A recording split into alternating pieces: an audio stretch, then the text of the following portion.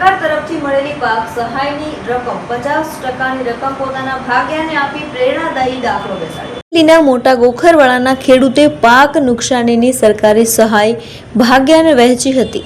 જેમ મહેનતમાં ભાગીદારી હોય તેમ વળતરમાં પણ હક આપી ખેડૂતની સાચી ઓળખ આપી છે। મોટા ગોખરવાળા ગામે એક સામાન્ય ખેડૂતે માનવતાનું ઉત્તમ ઉદાહરણ પૂરું પાડતા સરકાર તરફથી મળેલી પાક સહાયની 50% રકમ પોતાના ભાગ્યાને આપી પ્રેરણાદાયી દાખલો બેસાડ્યો છે। અમરેલી જિલ્લાના મોટા ગોખરવાળા ગામે આજે ખેતી અને માનવતાના અતૂટ સંબંધોની સાક્ષી પૂરી છે। કમોસમી વરસાદના કારણે થયેલા નુકસાન બાદ મળેલી સરકારી સહાયમાં પોતાનો સ્વાર્થ ત્યજીને ખેડૂતે જે ઉદારતા દાખવી છે તેની પંથકભરમાં પ્રશંસા થઈ રહી છે। કુદરતી આફત અને સરકારી વળતર તાજેતરમાં થયેલા કમોસમી વરસાદને લીધે ખેડૂતોના મોઢે આવેલો કોળિયો છીનવાઈ ગયો હતો। રાજ્ય સરકાર દ્વારા આ નુકસાનીનો સર્વે કરી ખેડૂતોના થયેલા કમોસમી વરસાદને લીધે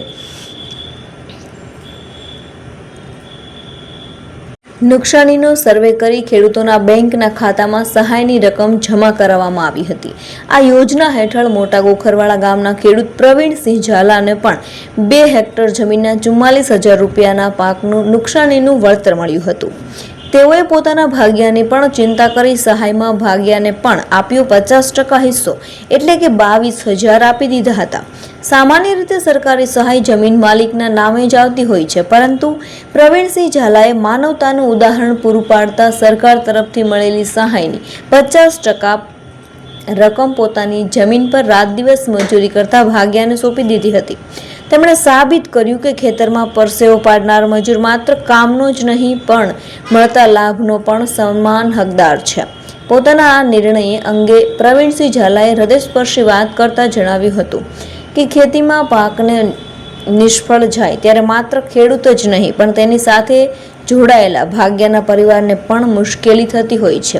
બધા જ ખેડૂતો પોતાના ભાગ્યની આર્થિક સ્થિતિને ધ્યાનમાં રાખીને તેમને સહાય ભાગીદાર બનાવવા જોઈએ। એક સામાન્ય ખેડૂતના આ પ્રેરણાદાયી પગલાંને મોટા ગોખરવાળા ગામના લોકો અને સામાજિક અગ્રણીઓએ ખૂબ જ વધાવ્યું છે। આજના જમાનામાં જે નાની રકમ માટે વિવાદો થતા હોય છે તે ખેડૂતની આ ઉદારતા સમાજ માટે એક દિશા ચિહ્ન સમાન બની ગઈ છે। મારું નામ દિનેશભાઈ ખીમજીભાઈ સાગઠિયા છે। ગામ મારું મોટા ગોખરવાળા છે।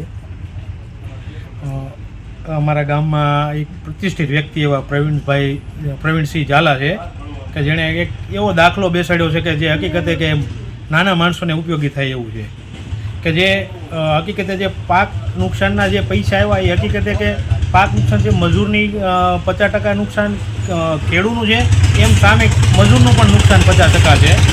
એક એવો અમારા બાપુએ એક એવો દાખલો બેસાડ્યો છે કે એના જે જમીન વાવતા હતા એમને 50% પૈસા આપી અને એક એવો દાખલો બેસાડ્યો છે કે ભાઈ નહીં હકીકતે આવું થવું જોઈએ એમ। અને મારી તો એવું કહેવાનું છે કે ગામમાં આવું એક ઉત્તમ ઉદાહરણ છે કે આ બધાને આપવું જોઈએ આવું એમ કે નાનું માણસ જે મજૂર વર્ગનો માણસ છે એને થોડો ઘણો ટેકો મળે। હું એવું માનું છું કે મારું ગામ ગોખરવાળા, મારું નામ પ્રવીણસિંહ ઝાલા। આ વખતે 2025નું જે કમોસમી વરસાદને હિસાબે જે પાકોને નુકસાન થયું એ પાક માટે સરકારે બધાની બહુ બોલી હતી, એના હિસાબે સરકારે નક્કી કર્યું કે ભાઈ આ લોકોને રાહત પેકેજ કંઈક આપવું અને રાહત પેકેજના એક હેક્ટરના 22,000 લેખે 2 હેક્ટર મંજૂર કરેલ, જે પૈકી મારે 44,000 રાહતમાં આવેલા સરકાર તરફથી।